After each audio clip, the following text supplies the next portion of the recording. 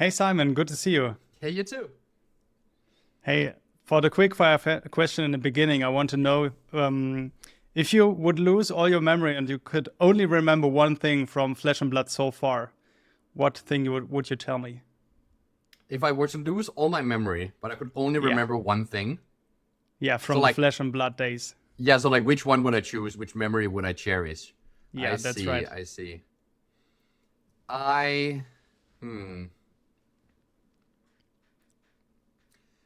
I think I would say coming into my LGS after having been taught the game actually in Prague by a friend, almost 2 years ago. I went in because I saw that they had an outsiders sealed league where you would kind of like build with the same sealed deck, play for multiple 3 weeks or so, and I thought that was like would be a good like entry point to try and join the game. And like the warm welcome I received, like people were like actively engaged in like trying to teach me the game, the things I didn't understand, and lend me decks for constructed. And I think just like that feeling of being like enwrapped in a community as soon as you arrive, um, is something that I think that's the thing I would like to remember, because it's also sets a good standard for like how I could behave towards newcomers coming into whatever thing I'm doing. Like it's just like a good role model, I think. Yeah. Hey, that's a really great memory also to share in the beginning because we will come back to Prague actually in Yeah. this episode. But first of all, like congratulations for making it all the way, winning the calling in Prague. Thanks. So I also wanna, yeah, let's welcome all the viewers actually to this episode of the Fabled Academy podcast, which is actually the episode 8. And we talked at episode 1 only a few weeks back, Yeah. but I think it's very exciting time to have you here again. I mean, it is an exciting time. It's just lots of stuff happening. Yeah, winning the calling in Prague, of course, is the main topic, but we will also talk a little bit about the year ahead, of course. Yeah, absolutely. So Sounds good. let's start with the calling. Like, what is the first thing that comes to mind when you think about that weekend back? So I think the thing I remember the most is the feature draft. I really love being the feature drafter, both in Magic and in Flesh and Blood. This is my first time doing it in Flesh and Blood. Of course, because I love, I love being on camera, so like that's one thing, but also just having a record where you can go back and watch is kind of nice. And then I also kind of like putting on a show, but it's like, it's not really in my control necessarily.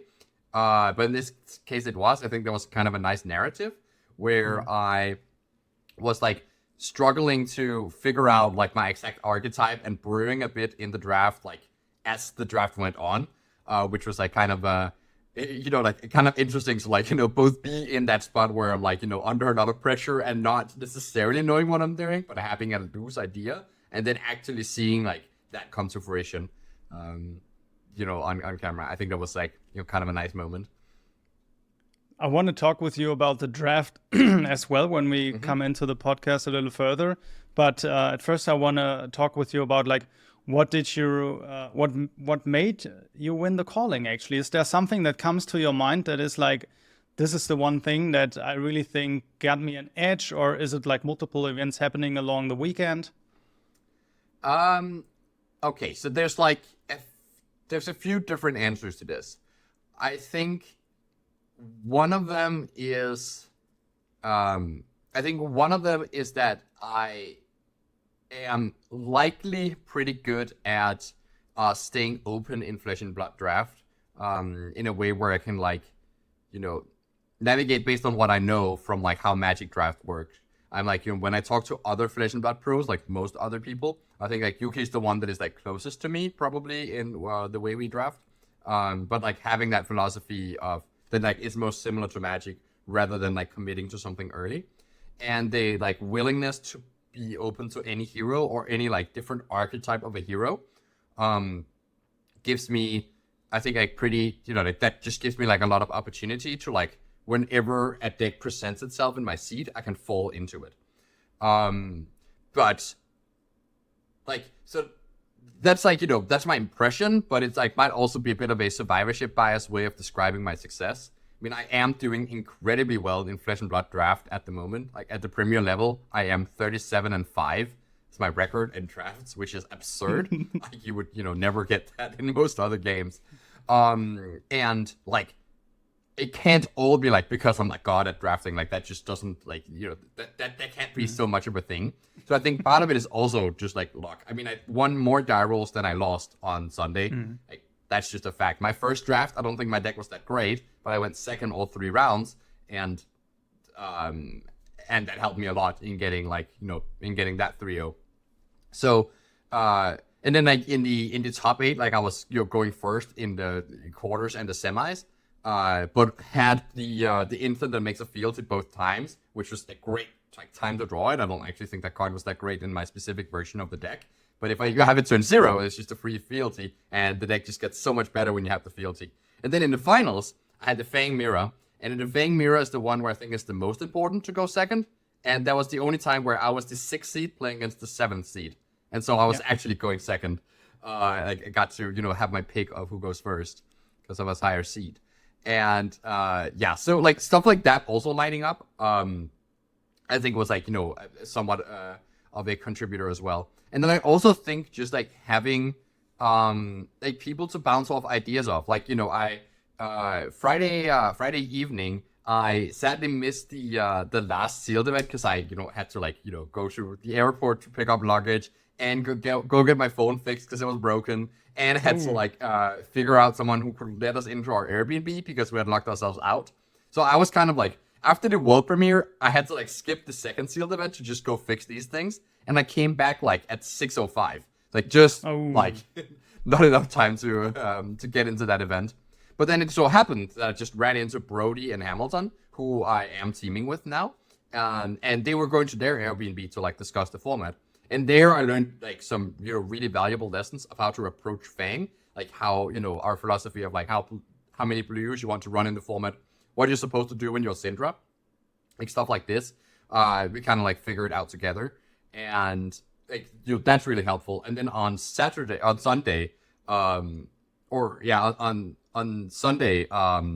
Sebastian Gondale, other great Dame, told me about his way of drafting Syndra, which is basically all red line. He drafted that in the first draft and went 3-0. He had 4 blues and almost all head jabs that were draconic. And the deck just seemed really smooth. And so I actually tried to replicate that in the second draft. And so it's hard. It's just a thing that I don't think I could do without the input of these other great players. And I think it has to be mentioned as a part of why I won the calling. So I think it's a 3-part story. Yeah. Actually, talking about your teammates, your testing partners, all the players that you're talking to and can share ideas with, learn from, and that is I think a big part of what we usually also talk about in the podcast, and also what I've seen across the last 3 years in Flesh and Blood. But it's so interesting to see now, also with you going in the calling, having that experiencing, with talking to different players, not only the ones that you really want to team up with, but the ones from your home country, the ones that you gotten to know along your journey actually in Flesh and Blood. And that is a really important aspect of Flesh and Blood, I think, in general, and perfectly just showcasing in your example. Yeah, exactly. It's also sometimes just not even teammates. I mentioned in my winners interview that there was this random Finnish guy on the train who just came up and talked to me. And I didn't know him, but he just started talking about some cool things he noticed of interactions. And one of the things he said was starting point working with fealty. And that was incredibly important for my top 8 deck. I think that's a key thing in that type of Fang deck I was drafting, to have that interaction.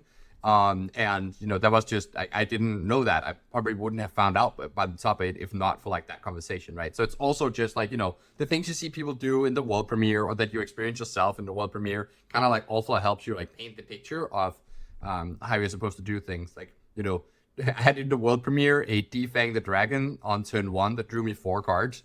And obviously just incredibly easy won that game. The contract, if you hit a marked Fang, you draw a card.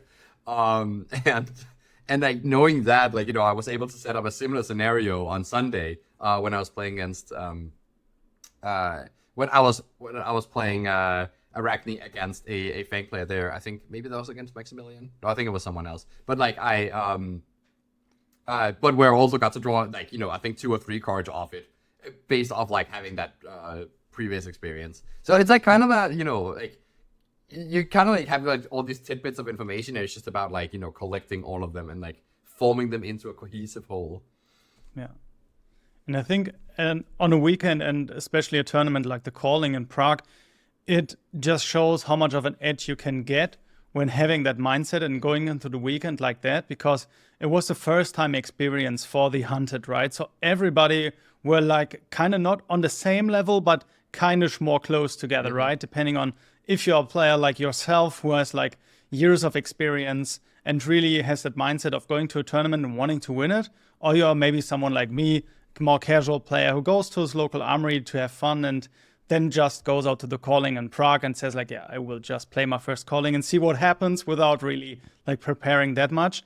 But talking about the Calling a little bit more in detail now is like what really happened during Prague. You told us about the conversations you had and like the little bits of informations you got, but how was it really like for you seeing the cards for the first time and then getting to know all of the new different interactions and stories basically that these heroes also tell when playing them? Yeah, I think like this is the first time I've tried a world premiere. Since it's the first time it's been to Europe since I started playing, and I was like super excited for it, but also a bit annoyed at the way the spoiler season works, because I just love Limited so much, and I love especially like thinking about Limited and like planning out archetypes in my head and like which cards go well together, like what's a good hand to draw, like how do you want your decks to look like. And so I couldn't do this for this event because they didn't spoil any of the comments. And it was very frustrating for me. I kept saying like all these, yeah, cool, majestic, whatever, sure. Like that goes in your like constructed center deck. I don't care. I want to see the comments. And yeah, so I think it was a really good move by LSS though to spoil in this way, because it's obviously much more exciting for most normal people. But for me specifically, this is the worst spoiler season I've had. And that also meant going into the world premiere, like the opening the seal pool was like kind of overwhelming. Like there's just so much stuff going on, and I'm used to like having like a plan of like what I could do, and it's just like I had to like figure out things on the fly. I mean, it's very nice that you could like change your hero. I did first try a Fang deck with like 6 blues because I thought, the cards looked good. And then like it didn't quite work for me. And so I just switched to Arachne and like burned that hero, and it was much better. And just like, so obviously like I learned as the event went on, but like the actual deck building process was like kind of chaotic. And yeah, I think, in the future, I mean, like I'm still gonna attend world premieres that are convenient for me, and like I definitely want to go to like the Calling part of it. But the actual world premiere was like less fun than I thought it would be. But the overall weekend was incredibly fun. Yeah, I have to say, for you it's a milestone, I think too, right? Describing it like this, winning your Calling in Flesh and Blood.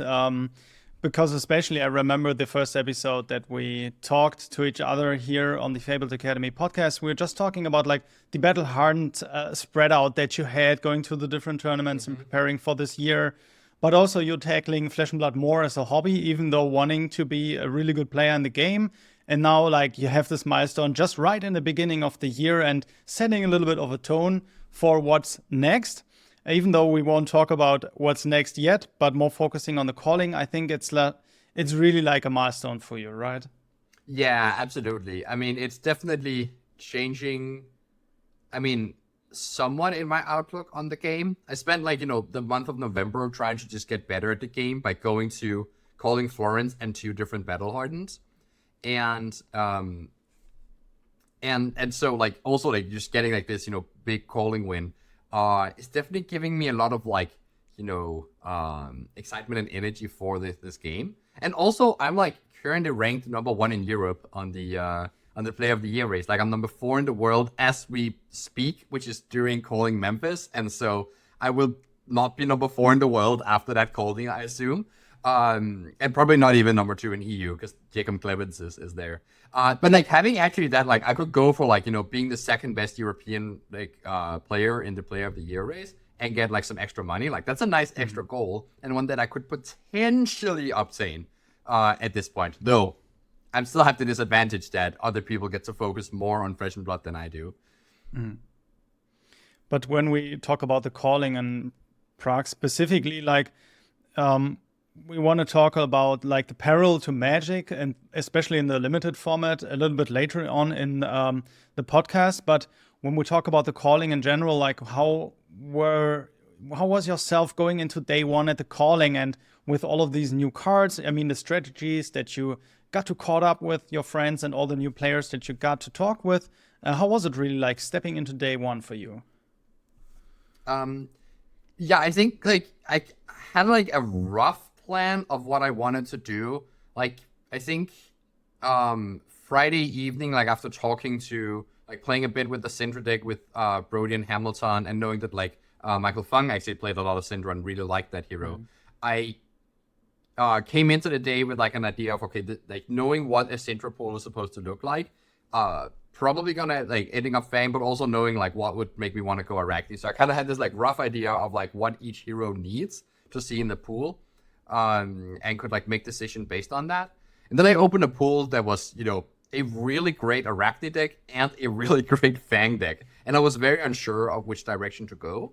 And I ended up like going with Fang on like a very small thing in that it had the chest piece, the Code of Allegiance that gives you a resource. And so I figured that the Fang deck was going to be better if it drew a brick hand of 4 red than the Arachne deck was going to be. And that was like kind of my, my decision made. But I think, I probably could have done better if I'd played the Arachne deck. I don't think at that point I quite fully understood how good it was. But the Fang deck was just like good enough to barely get me there. I had a very, very close match at 5-2. In the Fang Mirror that like came down to 1 life for both of us, and just insanely close. So it was very close for me to like go 5-3 and miss day 2. And actually in previous limited callings, I've gone 5-3 on day 1. And so I kind of knew that like I had some shortage in my game in terms of sealed that I could, like shore up on. And so I'm really happy that I like got through that bump of like going into day 2 with a record that could actually top 8. Unlike my other limited callings where I had to like, where I went undefeated in draft, but that didn't matter. I couldn't get to top 8. So what if you're looking at the top 8 then? The day 2, for example, as well. How was it like drafting the Hunted for the first time? What kind of preparations did you have in the evening, maybe before the day 2? And then how did it really feel like drafting for the first time? Yeah, so this is another avenue where like having good contacts is like, incredibly helpful. I mean, it's like I just like I can't sit here and say that like my, level of privilege wasn't part of this success, right? Because this is another I spent this Saturday night drafting with like people like Brody and Hamilton, Yuki, etc. And it was actually kind of a funny situation because after looking at some seal pools, I'd kind of figured out what the like pack breakdown is roughly. And so I realized a method I could use to turn 3 sealed pools into 1 draft table, like 24 packs. And so people were just like, standing around me in the cafeteria area of like the Prague venue as I was like frantically moving cards in like among different like piles and packs. And it's like everything was like sorted in like, these are like the, these are generics and these are the equipments. And here's like, a pile of like the packs that need to have 2 equipments, and those are these. And like, I just like laid them all out and like created 24, like 14 card packs that were like looking like they would be real draft packs. And like after collecting like all of those, we got the word that we could actually get some draft product, like real booster packs. Yeah. From and then we just like and then we just spent like that Saturday evening like drafting and playing a couple rounds like with that product. And actually I went 0-3 I think, or at least 0-2 and dropped with a Syndra deck that was pretty bad.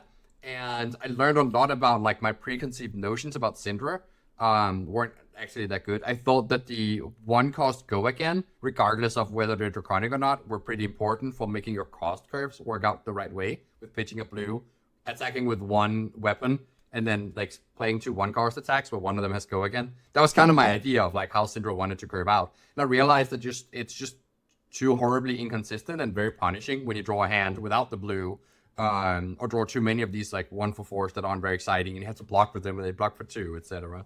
So like I learned a lot there. I was also very tired, so I didn't play that well. But just like, you know, talking to the people who like had good draft decks and like seeing what they looked like. And I think like despite having a bad draft on Saturday, it kind of like set me up to have a better draft the next day. And I think that was quite invaluable. Yeah. And also just like very exciting going into like the next day with, you know, getting to draft like, you know, for real for the first time with this set.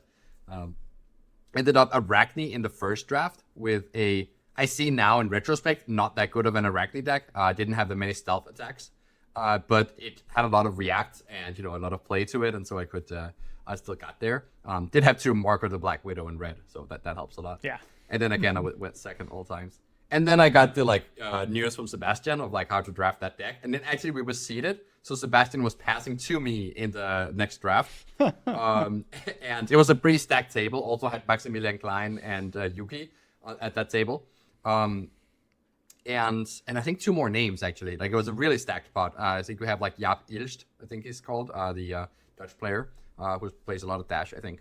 And and so like, but anyways, I was seated like right next to Sebastian, so he was passing to me, and he opened an Assassin Majestic, and so I kind of felt that because I just saw all the ninja cards come to me, and so I knew like how he valued ninja, right?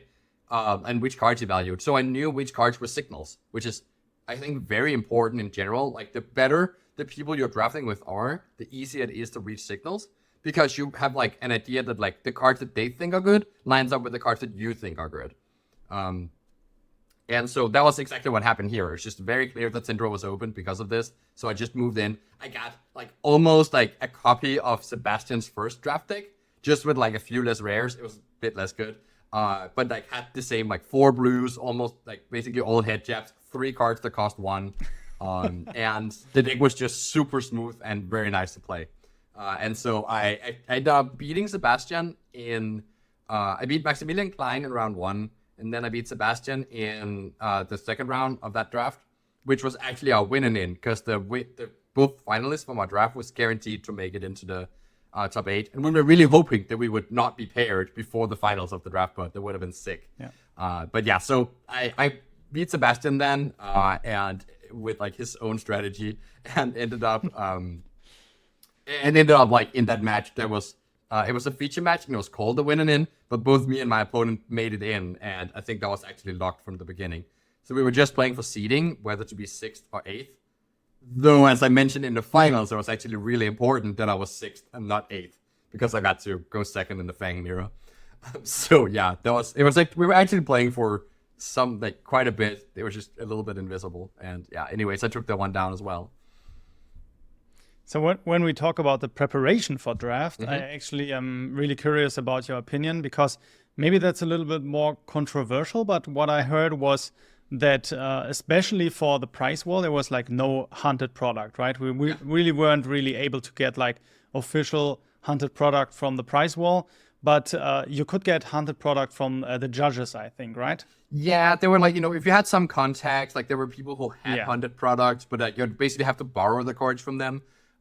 So yeah, it was like, you know, pretty hard to take. We could do one draft right on Saturday, which I mean, we were also too tired to do more than one draft. But yeah, so that's why I kind of invented the system of just recreating packs, because we didn't have access to them. And so like the draft preparation was just like that one draft on the night before, and I think like. But I also think like just learning about like how the sealed decks are supposed to look like helped a lot in like how to like structure the draft, but also being open to the fact that like, because in draft there's archetypes and in sealed there rarely isn't, because like, you know, a sealed, like most sealed Fang decks are gonna look fairly identical, because it's just like you don't really get to like have a bunch of the same type of card, but in draft you do get to have like kind of like focus your deck to have a lot more of the same type of stuff rather than a mix of things. And this is when you get the opportunity to create an archetype that does something like much more specific. And so this is the case for the Redline Syndra deck that plays a little bit differently from the sealed version of Syndra that actually wants a bit more blues, wants like defense reactions, and like really likes the 1 for 5 like chain enders. But in this redline version, like you can just get so many draconic head jabs if you prioritize them, because like the other Syndra decks at the table like were prioritizing different things, right? They're trying to get those blues and those like chain enders and the cards that care about bringing draconic, like the ones that work with fealty and like get a buff if they're draconic. And the other version, like the redline version of Syndra, doesn't want that. So you can have like 2 Syndra. I was actually passing to another Syndra player, and we were 3 Syndras at the table. And we still had really good decks because we were drafting different archetypes of that. And so the awareness of like this being possible, and already like starting to think about this, like, after, both, even after Friday, but especially after the Saturday, and like, just like you see more cards, you've actually gone over the set, you're drafted once, you've talked to some people, like you start to like realize these things. And then in the top 8 was another case of this, but it was with an archetype that I hadn't previously encountered, which is a Fang deck that doesn't really care as much about draconic reactions. Because the reason was that I was just drafting like, my normal way. It ended up being in this case that I was juggling between Assassin and Warrior, and so I took a lot of hybrid cards. And then in the end, I realized, okay, Assassin is closed. There were 2 Assassins passing to me in the end, so good thing I moved out. And we were only 2 Fang decks at the table, so I moved into the right hero. So like I knew it was like in a like fairly good spot for my hero, but but like I looked at my pack and I was like, well, I have no draconic reacts at all, but I have all these like good 3 blocks. I'm needing more blues. I would like that. And then I have like a lot of these like attack actions that mark the opponent, and like cards that care about the opponent being marked, like knife through butter, etc. And I kind of like started to just envision something in my head of like, maybe you don't need draconic reacts to draft Fang. I assumed that there were 2 other Fang players at the table, and that it would be kind of hard for me to get too many draconic reacts. I knew I probably wanted some, even in this archetype, but like not trying to go for like that 10 or so that you want in the other archetype. If you instead focus on like other ways of giving go again, having like the boots, for instance, to do it, the starting points, having the knife through butter, etc., like just having these like front pumps, like maybe you could create this archetype that just tries to mark the opponent a lot and take advantage of that. And so you see me in pack 2, actually in a couple spots, I forego a draconic react, like some that aren't that great. It's in favor of taking like a blue block 3 that I think works much better with the plan I have in my head. And it's very much of a gamble because I haven't tried this archetype before. I haven't seen it. I haven't heard anyone talking about it. And so I don't have a framework for exactly what this will look like. So I'm kind of improvising on the fly and just hoping it'll work out. And then I get massively rewarded in pack 3 when I get like 8 draconic reacts. So I just end up drafting more of a normal Fang deck, but like has a little bit of this like Mark synergy going on. And yeah, I think that like just ended up with this like, super interesting deck. And the big part of that is just awareness of like archetypes in draft. That you don't need to like there's not just one way of drafting a hero. I think that also makes up what I've heard in the Calling players talking about, like, oh, there were like some tables where players were able to get some boxes and then get to draft in the day before day 2. And what you are describing is like, of course, like some players may get to experience a draft before day 2, but it's not only the first experiencing that makes you go to the top 8 and then all the way to winning the whole event, because there's so much more who goes into that, right? Yeah, it's really important. I do think, like, even if you don't have access to boxes, if you're at a world premiere in the future, spending some time trying to figure out the pack distribution, and I really don't think it's hard, because you just count up what is in a sealed pool. Like, you kind of remove all the rares and the foils, because those are guaranteed. It's going to be 8 foils and 16 rares. And then you know there's going to be an equipment in each pack, so you remove 16 equipment. If there's any equipment left over, means some packs have 2 equipment, right? And then you just like start sorting by different types, and you realize, oh, there's exactly 16 assassin cards and exactly 16 warrior and draconic warrior cards, and that's like, well, that's 2 per pack if you're opening 8 packs. And so like you kind of see these patterns. Then you see there's 17 ninja cards, and you realize, oh, okay, so it's not exactly 2, it's 2, and then sometimes there's a third of one of them. And then you like count everything else. You realize, oh, there's only 6 draconic, just straight draconic cards. So that means it's not 1 per pack. Some packs don't have a draconic and instead have, there's an extra equipment and an extra ninja card. So that's what happens. And then you can kind of reconstruct the packs based on that. So just like looking at a few seal pools, kind of getting that idea, and then you just like you can just reconstruct those 3 seal pools into 24 packs by following the system and making sure that things are somewhat evenly spread out by card type. And yeah, I honestly think it doesn't take that much effort, and you do get a huge boost if at the end of Saturday you do a draft with like whatever 8 people you can find, and this is a way you can do it. So this is something I would like recommend people to look into. The other people I talked about this to like were kind of amazed and like, how many packs did you open to figure this out? And it's like 2 seal pools. Like that's all it takes. Yeah. I think also what players might not be aware of is that even these judges that are working at the event, they are getting like boxes because they're working there, right? And so you could also go at an event and just ask some of the judges if they are getting boxes, if you really want to do a real draft in the evening. Got resolution as well. Yeah, that makes sense. I actually wasn't sure like exactly where we got ours from, but that makes sense that it would be from judges who I think so, at the event. I didn't do a draft in the evening, so I'm not 100% sure, but I think that's what usually goes on at the events. Yeah. So when we talk about the top 8, you already mentioned so many like things that happened along your way.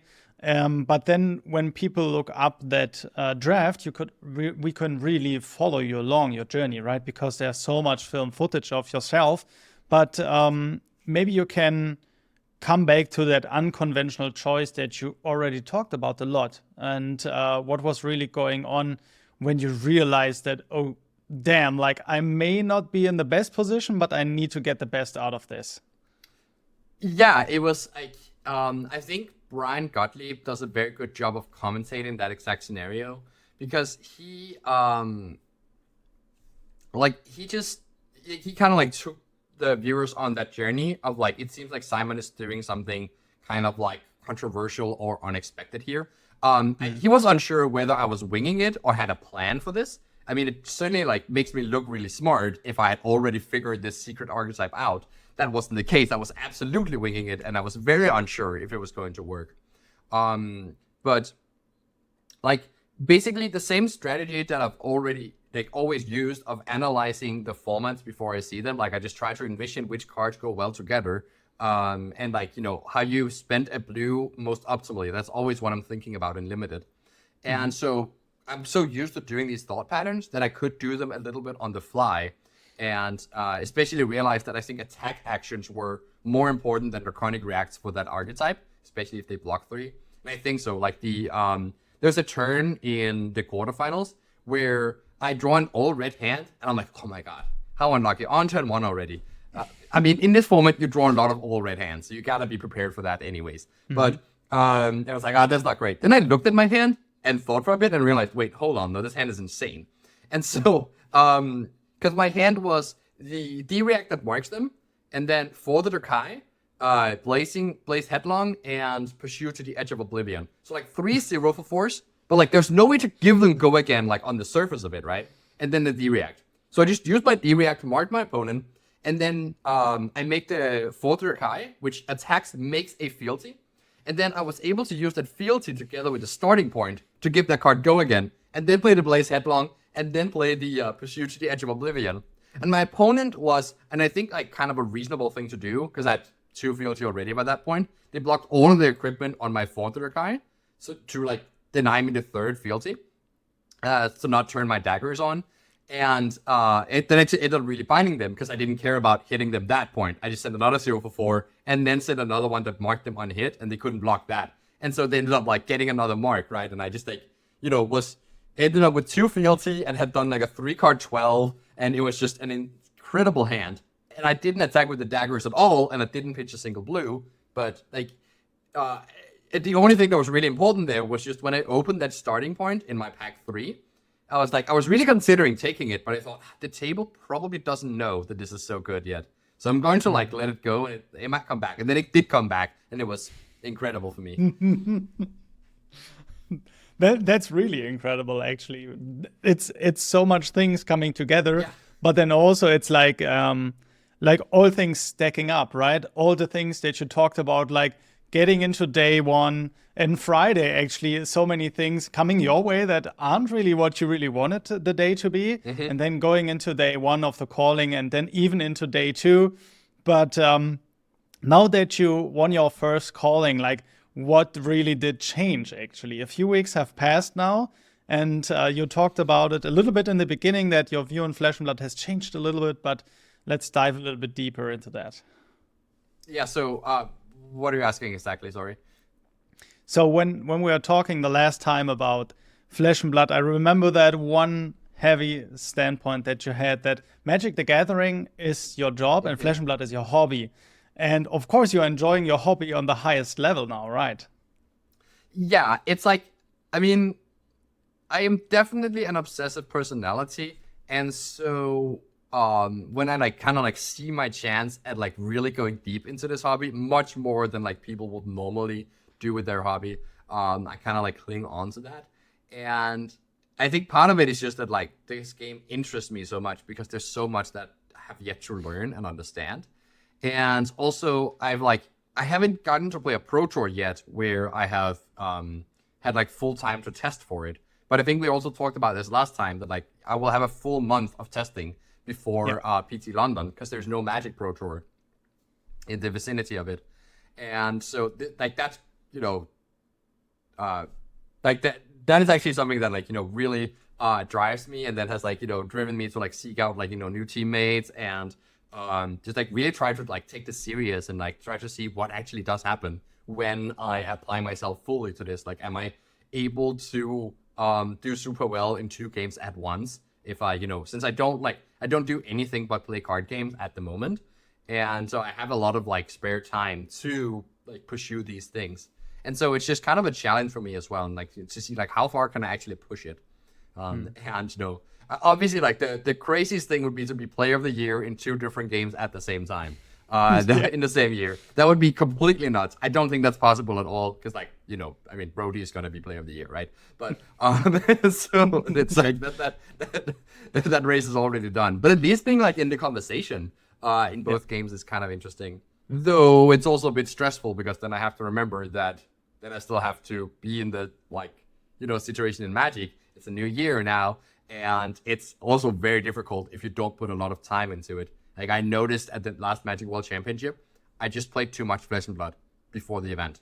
And I didn't play enough Magic, and that means I have to cut back on the amount of Flesh and Blood I play. So yeah, these next few weeks for me here is gonna be just like no Flesh and Blood. This is probably the last FAB related thing I'm doing is having like this interview with you before the month of March. And that's just like how I'm gonna have to like do it. So I'm kind of like taking my hobby so seriously that I almost have 2 jobs now, which is maybe not the greatest spot, but it makes me really honored that you're just talking about it, that this may be your last like small step on the Flesh and Blood journey for the next month. And also like just the possibility for the community also to gather a little bit more behind the scenes, what's going on for you, what really will come in the next year. Actually, you talked about it with Pro Tour London, which I also want to talk with you about a little bit later. But now I really want to know, like, how do you view the Hunted, that the Calling Prague is over, and also like all the players from around the world could gather experience in that and also learn from you, because I really remember that moment when I watched the stream when traveling back to Germany, and I didn't knew about the boots actually being that good. But I remember myself playing the boots in the Battle Hardened on Sunday and exploring the boots a little bit, but I wasn't really there yet to know that fealty boots interaction. I was like, Simon is just a goat. So what is it really now for you that we all could experiencing the Hunted? Yeah, I think the Hunted is really interesting because it's like such a different draft format than what we'd have recently. A lot of the recent formats have been in a lot of ways defined by 3-for-7s. And especially in sealed. And this format isn't, because it doesn't have any. Like, there is one 2-for-6 that is for the Realm. That is the most expensive cost at common, if you don't count the cost reducing cards. And so that's a kind of wild, right? It is like a format around 1 cost and 0 cost cards. Also kind of like iconic that we get to have Razor Reflex like to line up with that. And it also makes the format, like, it is in some sense more aggressive. I've still, like, in my further exploration of the format, found many spots where you can fatigue the opponent. So, like, good flesh and blood fundamentals still come up. Playing to value, having 3 blocks, blocking a lot, like, especially blue 3 blocks, just being incredibly important. Because not all hands will be able to spend a blue. In Fang, for instance, it's a quite good example of this, where either, like, he wants to just sometimes block out and send a 0 for 4. If you has a hand that doesn't have Interchronic React, you can't really spend your cards very efficiently. I mean, you're going to do like 1 card to give +4 to next dagger and then pitch and attack with that dagger, and you've made a 2-card 5. And it's just not very good. Just block with those 2 cards. You block for 6. It's better value. But if your blue blocks for 2, well, then you can't do that anymore. And so, like, or you have 3 fealty, you also want to block with your blue. In Syndra, like, sometimes you can spend a blue really efficiently because you can attack with your daggers and send another 1 cost, or you have multiple 1 costs on, like, way to make the blue work. But if the way you're spending a blue is, like, attack with a dagger and another thing, and then spending a mana to retrieve the other dagger, and you don't really get another attack, you kind of make, like, your blue into, like, just 1 damage sometimes. And that's just, like, not good enough, right? So you want to block with it, and if it blocks 2, well, you can't do that. And even in Arachne, like, Arachne is also pretty bad at spending blues, because its daggers are, like, terrible. I mean, if the opponent isn't marked and you have another way to mark them, it's just, like, 1 card 1, right? You pitch your blue, attack for 1. And sometimes you don't want to sacrifice your dagger, and, etc. And so if you don't have, like, a 1-cost card to go with that, you also want to block with your blues. So essentially, like, all the 3-block blues are just incredibly good. I think especially the generic ones are ones to look out for, and you can pick those early. And just be aware of this. It's like there's a massive gap of difference in this format between the 3-block blues and the 2-block blues. Also because, like, the decks don't want necessarily that many blues. It's not as in other formats where you want, like, 12. This is more like a 10-ish range of blues. Syndra maybe going a little bit lower. And if you're the Redline Syndra, you go a lot lower. You can kind of survive on yellows a lot of the time as well. So, like, I would rather have a 3-block yellow than a 2-block blue in a lot of scenarios. And so, like, that's pretty important to keep in mind, right? The order is, obviously the good red cards as usual, then 3-block blues, 3-block yellow, and then, like, the 2-block blues, 2-block yellows at the bottom that you don't really want in your deck. So I think that's important to keep in mind when drafting. And then if you are at a level where, like, if you're, kind of new after draft or, like, haven't drafted that much, it's totally fine to, like, draft each hero, like, the intended way, similar to how they look in Sealed. Just do every, like, thing that the cards reward you for. But try to, like, if you're more experienced with the format, or, like, with drafting in general, try to think in archetypes, and remember that you're allowed to not use all parts of the buffalo. Like, the Redline Syndra deck, for instance, doesn't use her ability to regrow daggers and attack with daggers very much. And it doesn't really use the fealty either. Like, the fealty creation, because you're not marking the opponent very much, and you don't have payoffs for fealty. And that's fine. So your hero ability doesn't have text, your weapons don't have text. I mean, not quite, because you do have a few blues, and that's how you make it work. But, like, for the most part, the advantage you get out of being Syndra is that you get to play with the ninja cards. And that's sometimes enough. So you don't necessarily need to, like, focus on everything that the hero does. You can be a Fang deck that can never get to 3 fealty, and it's fine. You can just use the fealty to make your non-draconic attacks into draconics, or, do whatever else that, like, works with them. Or a Fang deck that just doesn't care about marking the opponent and has no mark cards, so you can't even get fealty in the first place. But that's fine, because your deck is really good at having draconic reacts, so you don't need fealty. Like, these sorts of things, kind of important to think about. I mean, I would shy away from being an Arachne deck that can't mark the opponent. Maybe that exists. Like, I'm a bit skeptical of that, because a lot of his power is in that hero ability. But it's possible. Like, there is something that uses the assassin pool in an efficient way that doesn't care about marking. So, yeah. We'll have to see how that goes. But at least be aware that, like, you don't have to do everything your hero says. So when we are exploring the hunted in the future, there are so many new things that can come up and that can be done by players out there. But when we talk about, like, your Flesh and Blood experience that you have now, it's also building on the Magic experience that you have, right? And especially you say for yourself that you are a limited player, you love the limited format. And so what really is the Magic world bringing over to Flesh and Blood for you when it comes, in terms of the limited format?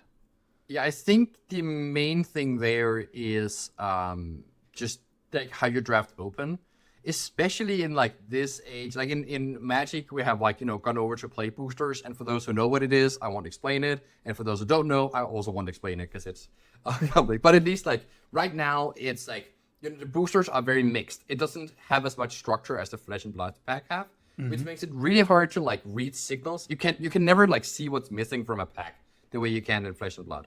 And so I have kind of like learned to not rely on those signals and rely on what else a signal might be. And that would be like, getting good cards late or noticing that you're not getting the good cards late that you are supposed to get at a certain point in time. And also the willingness of like, that you can draft quite far into the draft before you need to commit. And you can, like, the more you wait, the more like information you get, and you can piece together kind of a story of like where you're supposed to be. If you overreact to one signal, it's very likely that it's a false signal. Like that happens a lot, right? You see a great ninja card third pick and you're like, oh my God, no one could be ninja. But that's not true. There could have been a Ninja Majestic in the pack. The people could then receive more ninja cards and then move into ninja. And other things like this. Or they could just like not think that this is a good card. Like you don't know how they value cards, right? They might have taken what you think is a worse ninja card. And maybe, who knows who's right. But certainly, it's like, but you also can't ignore it, right? Because you got a good ninja card third. That means something. But kind of like working with what I call like partial signals, where like, instead of having it be like, a black or white thing, this is, a signal or not, it's more like this is some percentage of a signal. And it helps like, you kind of like draw like part of the picture, but you need like more pieces to confidently like draw more and more of the picture. And so you will constantly see things that can be interpreted as signals for almost all three heroes, and that they're open and closed. In the first 8 packs, it happens a lot that you'll receive, like, at one pack you'll receive a signal that points in the other direction from what some other pack tells you. And so I think what I really get from Magic is like that ability to kind of like piece together the whole story from these broken parts. All right. So there are also like these pitfalls that you are talking about then that players can run when they overvalue one portion of the draft, like reading signals, but then also falling into that mindset. Maybe that's the second one that I want to hear your opinion on, is like drafting a deck that is not that optimal and then thinking that you lost the whole draft just because of that. And I've seen players coming back with bad decks so often because they knew how to like get out the most value out of the decks, even though their opponent were playing like a more fine-tuned version of the deck and thinking that they just won because they had more equipment or the better version of the deck. What is your opinion on that, and especially your experience? Yeah, I think sometimes like it's, like part of it is just hidden a bit. I mean, I talk a lot about 3 blocks, and I think that's like a general theme of what the good players do. Is that they'll like present you your deck and they'll like be like, this deck is great, and you look at it and it's like all yellows and you're like, what are you talking about? And then you realize, you look in the corner, you're like, oh, you have 25 3 blocks. So you can just play you're just able to flexibly play the game, and you're never cornered into like being forced to play your hand in a certain way, because you can always like make that decision. And then like those yellows, when you get into the second cycle, all of a sudden you get a few extra points compared to the person who has more blues. And, maybe that's like what ends the game. I mean, I think like specifically Francesco Giorgio is another like just amazing limited player. And whenever I see him play, he just has like 3 yellows in hand, like every time. And I'm just like, is this guy just a horrible drafter and an incredible player? And I don't think so. I think Francesco just has really solid fundamentals and knows that he can kind of like rely on those late picks and make something work out of them, as long as like, as long as they like line up kind of with what he's doing. And he's also like becoming more flexible by having these yellows, because, he can kind of like decide, do they pitch, do they attack? So he's giving himself a lot of like, he's gonna have like a much lower ceiling in his decks. I mean, I'm generalizing here. I'm sure Francesco also drafts these crazy full of red style decks that just goes Yeah. nuts. But like he has a lower ceiling because he can't like do these like red type attacks where you just do a 3-card 12 like the thing I did with Fang. But he also has a much higher floor because he'll have less hands where it's just like, oh, this is 4 reds, they all cost 1 mana, they all block for 2. Now my turn is gonna be like 8 value at best. And so like this awareness of like the value of flexibility actually has some merits too. And then of course also the part where you like think that your deck needs a certain thing, but then you might be able to compensate with other cards. Because like the way LSS designs limited formats nowadays, they are quite aware of this archetypes thing. They're aware they need to put like different varieties in the pack so that you can build decks that don't always look the same. Hence, they have the card that is like +3 to your next attack and then +1 whenever you attack a marked hero this turn. And it's like, that's just worse than +0/+4. Or +4, like 0 cost +4. But it still has merits because there's some archetype which actually is a 0 for 5. And like you just gotta find that right archetype to take advantage of your card. So then another thing that I noticed on that weekend, because for me it was like the first like intense 3 days after each other where I played like non-stop Flesh and Blood. And also we talked about it last time. I'm not like new to having like an endurance day, but like the 3 days after each other, I was like, I have mad respect. I mean, I had so much respect for players like yourself and other pro players out there who really are so endured on those weekends, but now experiencing that myself, I think like I've seen this like, okay, I roll the die and what happens then really decides something of at first a mindset thing that happens. Some players really are like, okay, I lost die roll and I've just lost the game. And I think surely like some games must be like that. But you described it yourself, like maybe you also have luck in the die roll, but then how can you make like the die roll decision happen and not really fall short to that? Yeah, it's a good point. It's really important to remember. Like I do think in this format, especially the less we know about it, the more important the die roll is. That's was kind of my feeling. I remember like on day 1, I had this revelation where I thought I had this really great Fang seal pool, right? And then I played some Fang mirrors and I absolutely destroyed them. And it was like, wow, my deck is so great. And then I played around and I lost the die roll and my opponent went second. And then I lost very handedly. And my opponent's deck looked like the same as mine, or maybe a little bit worse. And I was like, huh, wait, so is my deck actually good, or did I just win the die roll in these other Fang mirrors? And so in the winner name that I talked about, I actually lost the die roll again, and my opponent went second. And so, of course, that doesn't mean I can't resign myself at that point. It's like, okay, that just means I do not get in easy mode. This means I gotta, do everything I can. Make sure I take my time on my plays, because if I bleed a single point of value, I will probably lose the game. And so you just gotta hunker down, do the math. What is the most optimal way to play this? Block more than you think you're supposed to do. Like this game rewards patience, and like the longer the game goes, the less that difference matters, right? Like the advantage of going second is that you usually get like a 6-point life lead or so. In terms of the tempo, like the player starting gets the arsenal and then they could do about 9 damage, and then like that's averages out to about 6. But like 6 points on 1 turn, if you do 1 point better than your opponent the next 6 turns, you've annulled that thing. But if the game only lasts 3 turns and you've done 1 point better than them, you're still behind. So knowing that like the longer the game takes, the less the die roll matters. And so also in sideboarding, like the die roll already happens before you sideboard. Think about this. Maybe upgrade your aggressive 2 block into a yellow 3 block just so you're able to play this longer game more often. And also keep an eye out for stuff like Blessing Upward Serakai, especially in Ninja. Maybe not as much in Fang. I'm not sure yet. It might actually still be good in Fang. But this aura that gives your like next attack +3 and becomes a Draconic. If you're going first, the card is incredible. And also like knowing with the Fang deck, like just like try to deal as much damage as you can to in one. So like having more attack reacts kind of become a little bit better on the play as well. Though that does go against the thing I just said of having more 3 blocks. So I don't know. There's maybe a balance to be had there.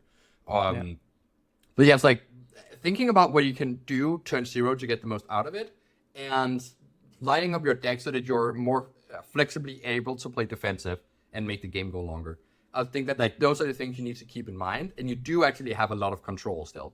This game is, still very much, a skill-based game for the most part. And so even though the die roll is like, putting the balancing things, like you have still agency to overcome this. And it was actually my feeling in both the rounds I lost in sealed, where I went, I had to go first both times because I lost the die roll. I went out of both those matches thinking, man, I could have gotten 2 more points here, couldn't I have?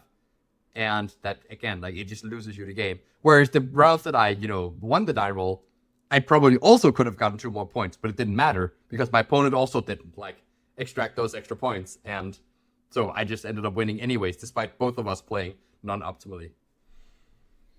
So I think it's one common thing that either the things that we are talking about, a player has to come their way when playing in a tournament like a Calling, or even like the Pro Tour that goes maybe even 3 days for some of the players.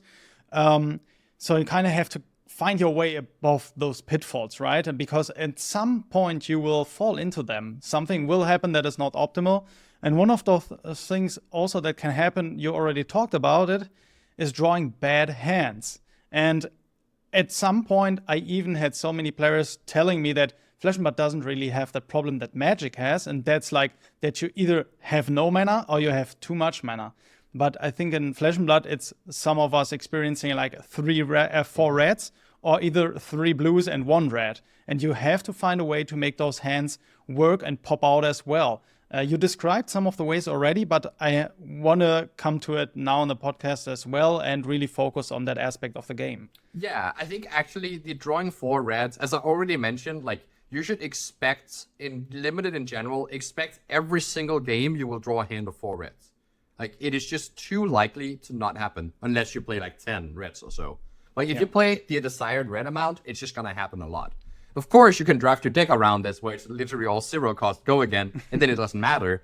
But for most normal decks, it's important to really consider having ways to generate a mana from your equipment matters a lot. I mentioned the Code of Allegiance. There's also the Heart of Vengeance that gives you a mana if you're attacking Arachne.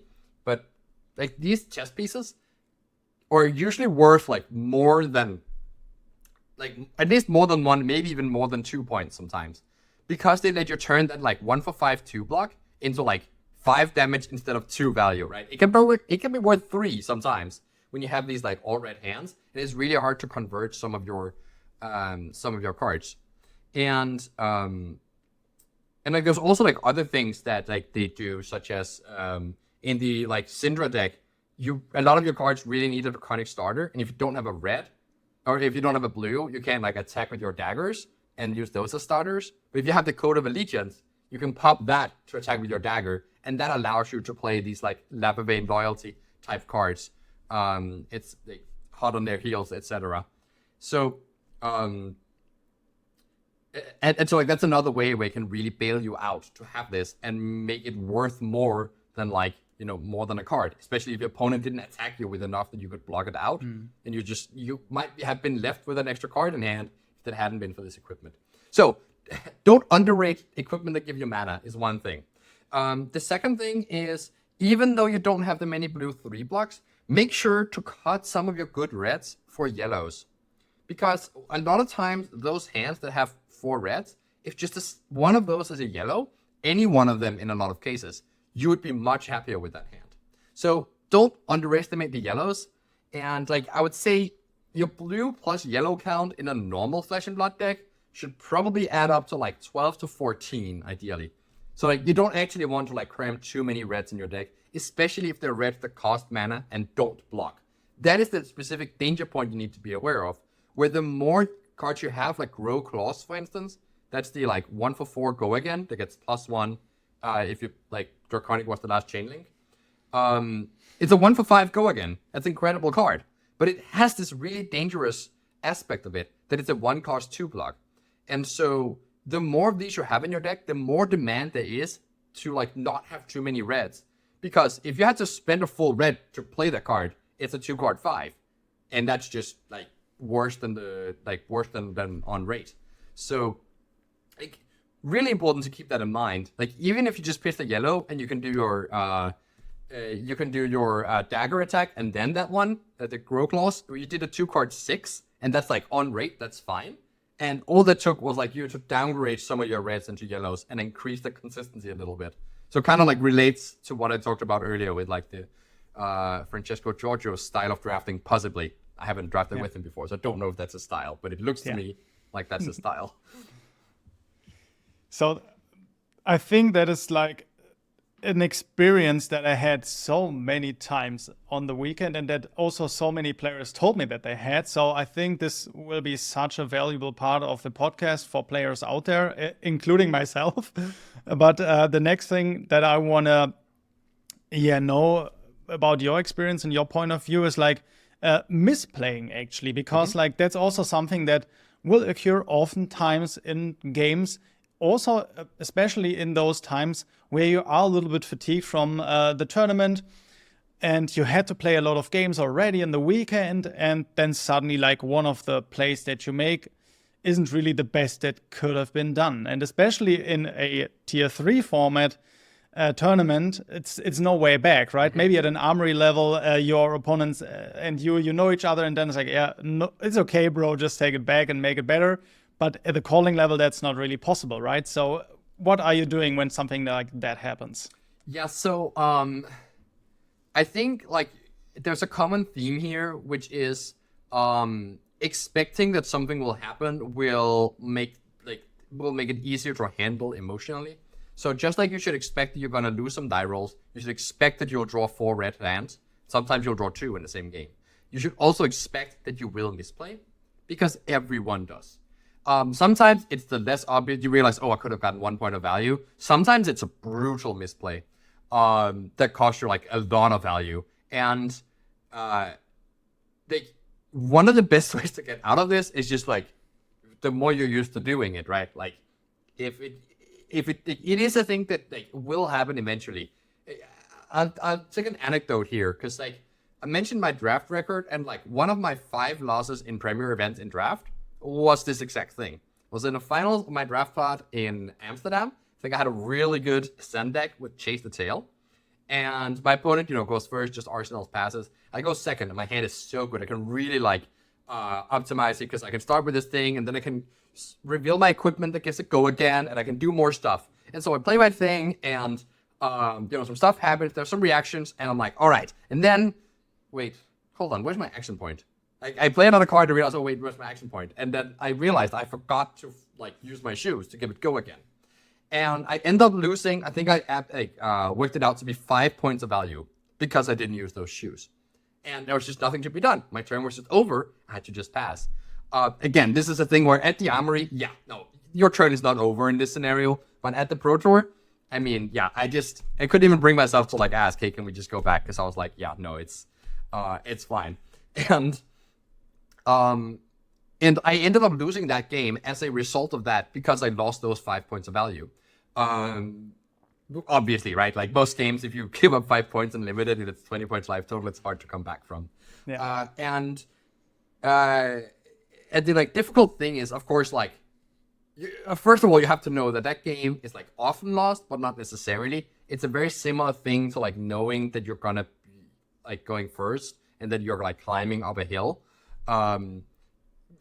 Again, the longer the game goes, that 5 point deficit in value will even out as long as you play everything else like really optimally. So you still have the chance to redeem yourself.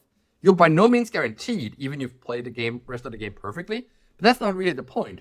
The point is just to like try and do your best to play the rest of the game perfectly, and just see if that happens to result in a win for you anyways.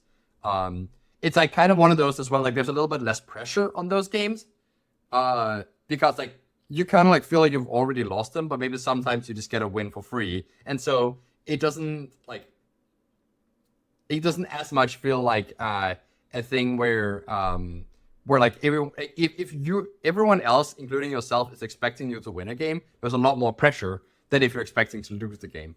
And so, it does help, but it's important to make sure that the expecting to lose the game doesn't actually affect your gameplay. It should have the opposite effect, right? Instead of resigning to your fate and being lazy and not thinking about the decision through and not doing the math, you instead spend more time doing the math, checking out, do I actually get one more value by blocking here or not? Like, how does it line up later? Can I get like a point, etc.? Like, you gotta really be working your muscles. Maybe this is the moment, right? You made a huge blunder. This is the moment you learn how to pitch stack. Like, in the middle of the game, you just set up your hand for turn 7 and it's gonna be incredible and you win the game because of it. Like, that's the energy you need to carry into a game after you make a mistake.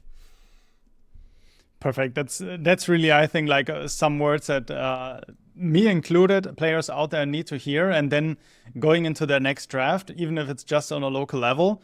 But the last thing really on the pitfall side of the drafts that I want to talk with you about is like, those little gems that you discover on the way. And that's like either the archetype thing that we already talked about a lot in the podcast, but then also like new strategies that come up. And I want to tell a story actually from a draft that I played today, shouting out a local playoff.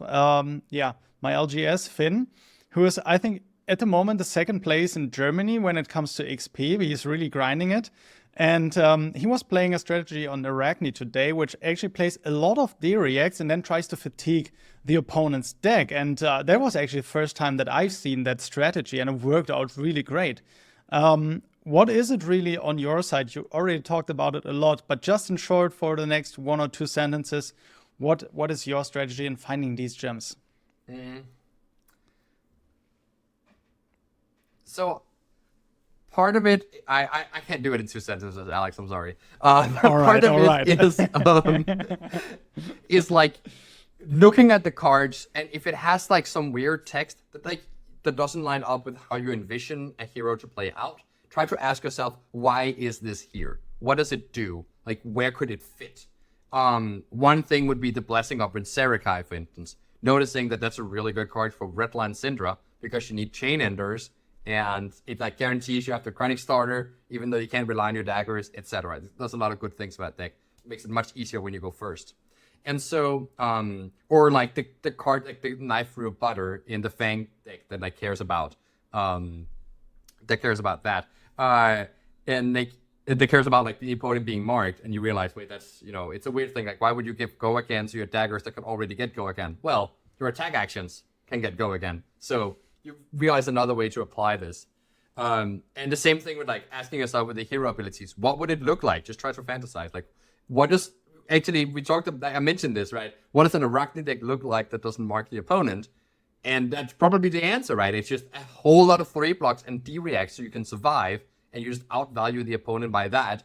And then you might want to find a way where you can make your weapons good. How can you do that? Well, if you have the traps that mark them, your weapon attacks for 2, and if you have a 1 for 5 to follow that up, you've made a 2-card 7. That's like the fatigue mainstay, right? And so you realize, okay, so the 1 for 5s are actually good in that archetype if you have enough traps that mark the opponent. And then you're not interested in sacrificing your daggers ever because, like you don't want to lose your weapon when you're trying to fatigue, but you just use them to like efficiently combine with a 1 cost. And yeah, that's, those are like things you can kind of like think about and kind of work out like what would actually be good. And just always remember, like, you're trying to pitch a blue on most turns, and how can you efficiently do that, even in the ways that aren't necessarily obvious, like without using your weapon or without marking the opponent, etc. All right, perfect. Like there is so much things to take in. Actually, I think it's a whole new world for drafters out there to go out now after this podcast. But I want to switch the thingy up in our conversation now, because actually I want to have your critical look on Flesh and Blood now, and want to know like if there could be one change done to Flesh and Blood just right now. There's an article on the FAB TCG site, and they say they changed something. Yeah. What would it be from your side? This was actually Maciej Janik, the runner-up at the Calling, who suggested this, so I just want to give the credit there. But I think current Limited, especially the Hunted, has just too much of an imbalance in who goes first. But they also recently introduced macros, and you could utilize that. You could have a macro that says, if you go first, you get to start with this macro and play. It can sacrifice itself to prevent 1 damage. Or it can block 1 similar to an equipment. Something like that, right? So you get that 1 point of value that you can use at a breakpoint, usually like might represent more than 1 value. And that's probably about like the range where then it's like much more evened out. All right.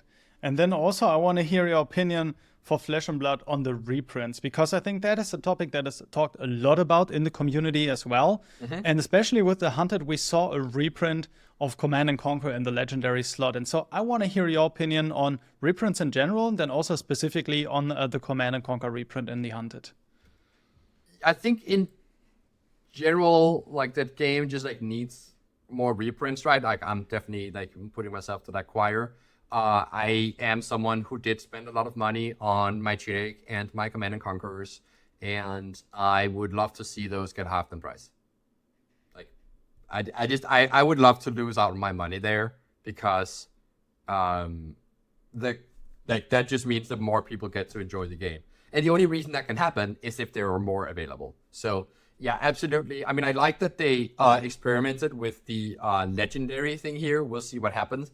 What typically happens if game companies try to reprint a card but put it at a pretty high rarity is that the card will raise in price rather than lower the price, because you have more people interested in trying to buy it, but there's still not that many more copies. And so at least that happened in Magic. And so it might be the similar thing here where it doesn't actually help, but that's okay because they can see that data, right? They can look at the secondary market prices of Command and Conquer and see how much of an impact it did. And if it didn't like lower anything significantly, they know that it can be a bit more bold with their reprints and actually include it in the set as a Majestic, which I think they should have done. And obviously they also have like all these supplementary products. I think that's a pretty good idea too, because like the historic packs, for instance, when I was I got a bunch of your historic pack draft chef. I guess not even draft, because you can't draft that set. But like in Barcelona, like a year and a half ago, where and I still like have that. That's part of my collection, right? Like those white bordered like Sync Belows. Those are the Sync Belows I play with, because like those are the ones I got from there. Since I got into the game and I didn't play from the beginning, I didn't have like all these like all the staples. So like just having access to like these packs you can buy, then when I went to like spend my prize packs, what could I get? I could get, the historic packs. That's perfect, because then I would, get to build up my collection of these like, random like commons and rares that I don't get to see too much. So I think products like that are pretty good for like letting people catch up. And it's also a good deal for LSS, right? Because they, can earn a lot of money for not that much work, right? They don't have to pay designers to work out these sets. So that's like another way to like make a good deal. And I think just like what people need to keep in mind is just like making sure that like, it's also in LSS best interest. Like, they do need to like earn money with what they do in their efforts to like foster the community. I think they're doing a pretty good job of actually doing that outside of the reasonings of just like seeing how much money they can maximize from its player base. It's just like it seems to be very focused on like the community building and making things accessible, while also, and this is the balancing act, catering to the people who are investing in their game and kind of relying on the game pieces having value. And so personally, I would love if those players, and that kind of includes myself, but not by that much because I don't own that many expensive cards. But I would love if that demographic was prioritized a little bit less in favor of the new players. Because the new players, like, you make it worse for one player who's investing and make it better for 5 new players. Like those new players are going to spawn into more new players. It's just better for the game.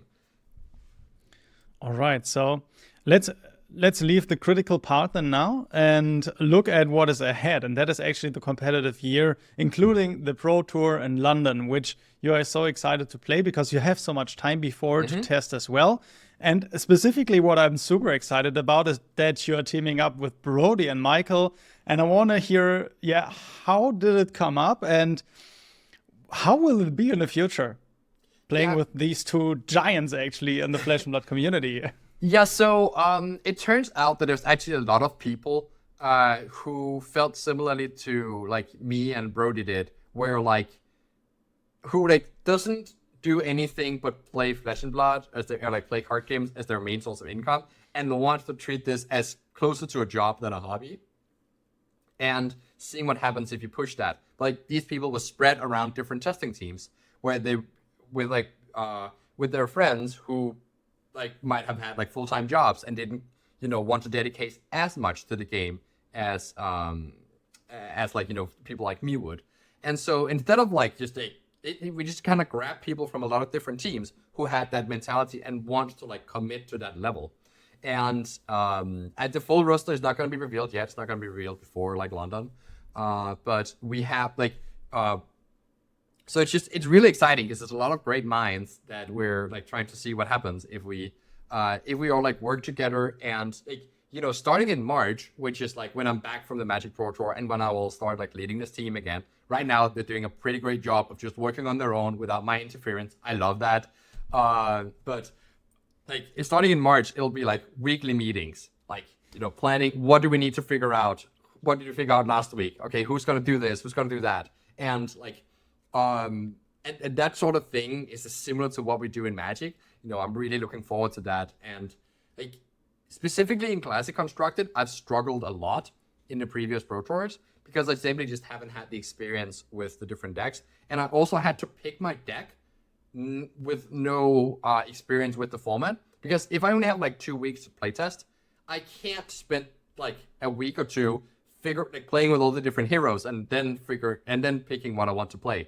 I have to pick something first and then learn how to play it. But if I have enough time and really good resources, I can actually like get a sense of how to play most of the heroes that are available to me and then pick which one I think is best. And it's just, and then also still get good enough at it to pilot it at a high enough level at the Pro Tour. So like that's really exciting for me. Like the fact that I can actually make my own decision and don't just have to pick like the aggro deck because that's the like thing I know how to play. All right, so I'm super stoked and excited for the year to come and seeing like you and your team evolve and everything laying out. Definitely like with Brody and Michael specifically, I already spent like a really intense time back at the Pro Tour in Baltimore and saw like how Team Wolfpack back then was operating and how the weekend was going. But now this new time, like it's really exciting from a competitive standpoint as well, I think, because for you specifically, now that you won a calling, are you aiming to win the Pro Tour next, or is it a little bit more casual for you as well? I think it is definitely possible for me to top 8 this Pro Tour with what I know now. I don't think it's going to be easy. I don't think it's going to be super likely, but I can definitely feel that it's possible. And from top 8ing to winning, that's just 3 matches. Like, for me, that's not that big of a difference. Of course, it's 3 matches that are going to be very intense against very good opposition. So, I mean, hopefully I'll have, whatever deck edge or play edge I'll get by that point. Or just like, get a bit lucky. But yeah, so I'm mostly focused on like the top 8 because that's the one where like, that's the match difference that, like, that's the X2 versus X3 record, right? It's like, that's a huge thing. And I definitely think that is possible. And then also, like, we'll see how that Pro Tour goes, because that could define, like, exactly how much time I will spend on other Pro Tours. Of course, kind of like seeing how this system actually works with, like, having, this group work together in this fashion. Does it feel worth it? We'll figure that out after the event. Maybe we'll never repeat it. Maybe it will be a reoccurring thing. And then I could kind of like plan my the next Pro Tour at the World Championship based around that.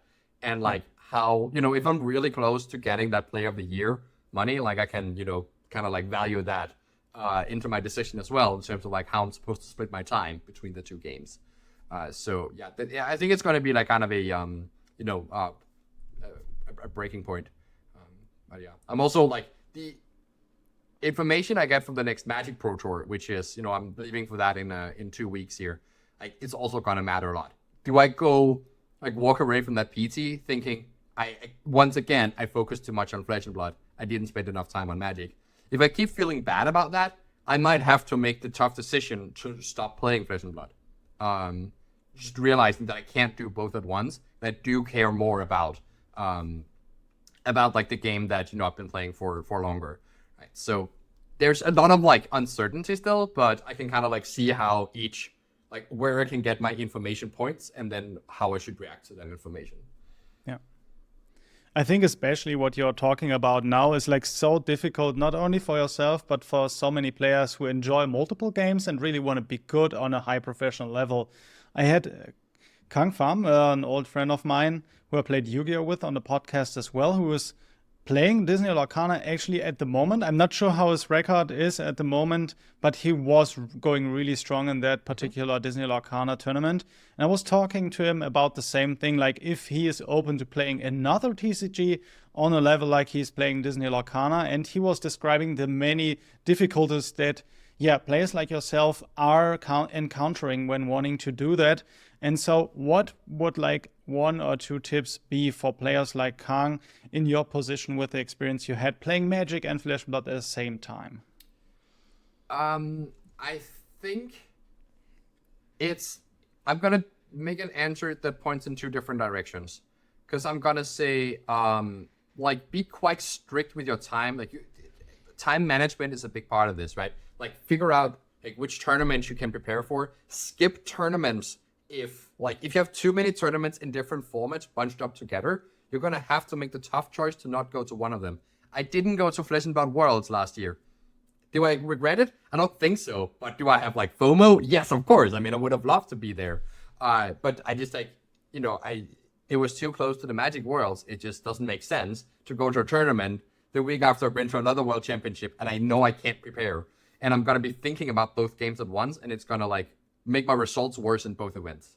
So being real with yourself, like how your priorities are with your time, it's really important. It's also why I'm so excited for like this month here. And then also be real with like, so like one thing is like being strict with time settings, but another thing is be real with like how like your brain functions and like what motivates you. If you force yourself to do something because you think it's better value, but you actually want to do the other thing, you should probably do the other thing because you're just gonna like work better at something that you're more invested in.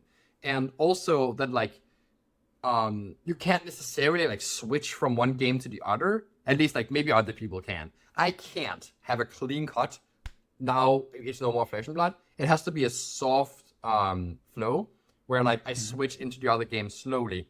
So for instance, I came home from Prague. I stayed in Prague for a week because I did commentary at the Magic European Championships, which was awesome as well, getting to do that part of it. And so coming home from that, like during this week, I have been like, paying attention to Magic and managing my group there. But I've also been playing some games of Flesh and Blood draft, like my draft decks from the Prague against myself. That's like something I love to do, is just sit down and play Flesh and Blood against myself and just like absorb information that way. And I've also like allowed myself to do that because I know I have like this like transition period, right? But I also know that like, except for the Armory on Wednesday, like I'm not going to play Flesh and Blood next week at all. And so I can't, because now I have had this transition period. So yeah, that's pretty important for me as well. And I think maybe for other people, it's like, like your mind can't like swap out of obsessing over one game into obsessing over another. It's like a slow process. All right. So I hope like when someone listens to this and wants to compete at 2 or more games that there was something valuable for you out there. I have to say, for me, hearing that you will be at Proto London with that new team, with that new group of players makes me so excited. And also thinking back about like the Proto Baltimore, where I was 3 days with the Wolfpack and immediately wanting to jump on and just film the whole weekend with you guys and see like what happens. Mm-hmm. But for players out there, I think Proto London is also something very exciting because we have that new CC format in front of us, right? You talked about the Calling in Memphis already that is going on at the moment where we are filming. So what do you think about the new CC format? Did you have any time to play CC now or think about it already? No, so one of the things that I've decided is like I'm not going to spend very much energy on CC until March. That's one of the transition things, right? I can allow myself to think about Hunted Limited for the calling and then for the aftermath as I'm reprocessing that format. But I am not going to be I'm not gonna be like thinking about that, like, I'm not gonna spend part on that and CC as well. So like I have had some thoughts, like there's some cute interactions. My like, hero that's kind of intriguing me right now is actually Arachne slipped through the cracks. Cause like I think there was some talk in Blitz about how Arachne Solitary Confinement was actually kind of good and you could do some like kind of nice things. And now that hero has gotten a couple extra cards and is in CC now. Plus you get to play a bit of the Chaos cards, though that probably doesn't matter. And so like potentially like that is an avenue you can do. You can especially do a lot of cute things with the Kiss of Death. The attack that's both a dagger and a stealth card. So like I'm kind of interested in like, exploring what can you exactly do with this. In my head, there's like, you can do some crazy like 4-card 35 turns, which is just massive. and so I've been fantasizing a bit about like those sorts of things. And we'll see if like, I'll come to my senses once I actually like, sit down and play with it and realize, wait, okay, this is just all like 0 for 3s. Like, what am I doing? But yeah, we'll see. For now, it's like kind of intriguing to me. All right. So when we talk about the next year, then I think that's really all the things that I wanted to talk with you about. And also the end of the podcast for me. But do you have anything left to say? Anything like a topic that you want to talk about in the end? Or are there any shout outs that you want to give if you want to end the podcast now? I think I've done a lot of like shout outs throughout. So I guess I don't really want to add that much more, but something I do want to say maybe is like, now we're in this like, world tour, like play the game, see the world type of era. And another thing in like making sure you combat like burnout with the game is making sure you like spend the time in the cities that you're in if you have like the means to do so. I think it's like, Prague was a lovely city. I was there for a long time. My girlfriend came and joined me for a couple days afterwards, and it was just incredible. Like, having that experience in the city as well. A city I've been to like many times, but, never explored like, with a partner before. And so, yeah, I think like, like looking out for like if you can visit friends, like if you're close in the neighborhood. Like I'm also, after the Magic Pro Tour in Chicago, I'm gonna go to Toronto to see a handful of friends, and like that's another thing I'm looking forward to, right? Is I'm not just going to like cold Chicago. I'm also doing other things, right? I'm gonna explore like the great food there is in the Chicago city area, etc. Like it's there's like a lot of like other non-gaming cool things that you can do combined with this traveling, and I think it's important to leave time for that, especially if you leave the time after the event, so you won't be as focused on like the event if it's before. All right, so I can just say that's the kind of events that I love to do, the same way that you just described it, if it's possible. Of course, it's not always possible, especially if you go to a lot of tournaments, right? But for me, that's the fun part, even being at these events. And of course, I'm a more casual player than you, but I think that's the interesting part about it for a lot of players. Also listening to the podcast, playing the game, and then seeing the world as well, and combining these two things at the same time.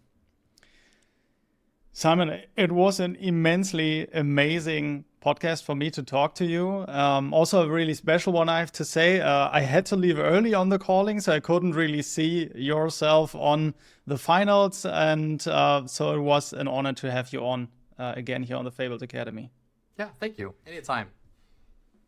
And shout outs to all the viewers who have been on till the end. And we see us in the next episode. Bye. And sorry for yapping.